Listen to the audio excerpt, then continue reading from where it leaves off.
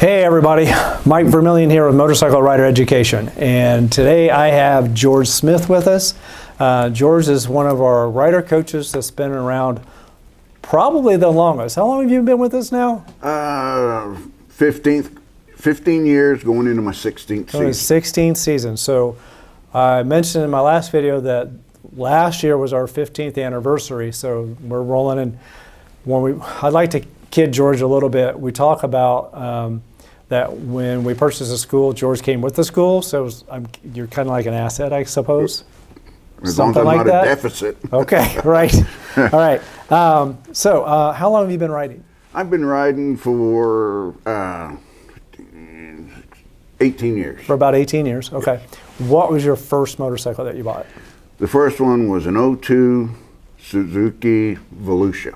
Okay, I remember the motorcycle. So it's not like Mike Wharton, when we interviewed him, that his first bike was a 46 Cushman. No. Okay, all right.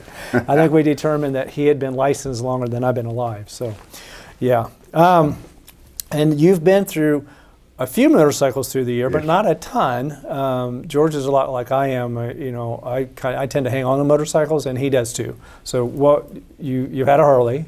Yes, okay. An '08 Harley Road Glide, wore that one out. Right. Then I switched over to Indian. I thought it was just a little bit better motorcycle. The quality is there. Which Indian do you have? The Indian Chieftain, it's a 17. 17 Chieftain. So everybody knows that Mike rides an Indian. I've got all the Indian jackets and t-shirts and all that fun stuff. I ride an Indian because of George.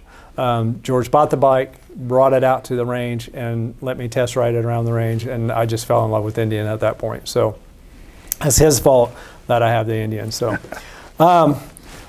so back in the day, what made you decide to become a rider coach?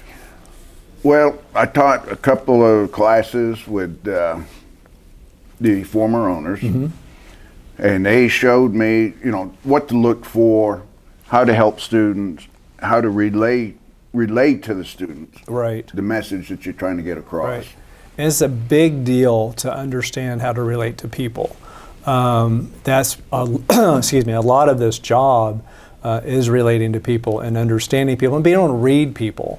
You'll have someone comes to class that you can just tell they're really super nervous. Yes. So how do I handle that, and how do I relate to that person? And a lot of it is just, we try to keep things as light as we can. I mean, there's some seriousness to what we do. Yes. But we try to lighten that up a little bit, try to ease their nervousness. A lot of times when they're riding, what's one of the things a student does when they're out on the range and they're going through class, they're really nervous? The shoulders come up around their ears. Yeah. Instead of being nice and relaxed, and that's pretty easy to spot. Yeah, it is. Or they're scooting too far back in the seat, they're not actually in the saddle. Right. Another little tidbit. So just knowing those things, and we can address them as the student rolls along. What's one of the best things about being a rider coach? Well, watching for that light bulb moment when they finally understand what's going on, they lose all the fears about riding. Right. The main thing is you don't want to, for a new student, I recommend you do not buy a bike until you come through school. Right. The weight value, they have a tendency of getting one too little. They outgrow it within a short amount of time, then they're uncomfortable on it.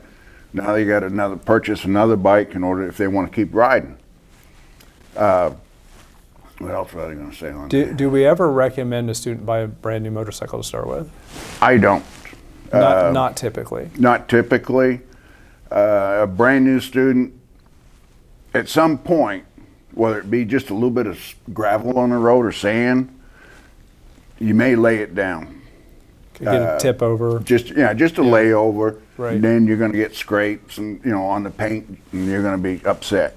Right. And I think a lot of that is newer motorcycles. They're not inexpensive. And if you can pick up a good used one secondhand while you're trying to learn. Yes. And then once you get comfortable with that, then you're going to understand, oh, this is the type of riding that I want to do. Maybe I only want to ride in town. Maybe I want to go on that long trip once in a while. And I know that George and I both love doing long trips. Yes. You rode to where recently? Way back in the Northeast. Yes, I rode to Maine, and Where? then we left here, went to Maine, dropped down to the North Carolina-Tennessee border, and then rode back to Kansas. We put 5,000 miles on the bikes in a week. And who did you go with? My brother-in-law. Your brother-in-law. Okay. And you've ridden with your daughter as well. Yes, we Right. go on trips a lot. Right. That's what I thought. He and his daughter, who lives in Kansas City, Yes. they hook up and they ride all over the place, which I think is really super cool. That's kind of a neat thing. But, well, George, I wanted to thank you for your service to us and the community, really, for the last 15 years and going on year number 16. We appreciate you. I know the students love you. When you come in, and which is really nice. And again, one of the purposes of doing the videos is so students get to know the coaches before they come in. I'm hoping that these go viral. A lot of people get to see them as they come into class. But again, we appreciate you. I appreciate the 15 years that you've been with us, and because we can't do it without you. I've just enjoyed the heck out of it. Okay. All right. Right. We'll see you on the range.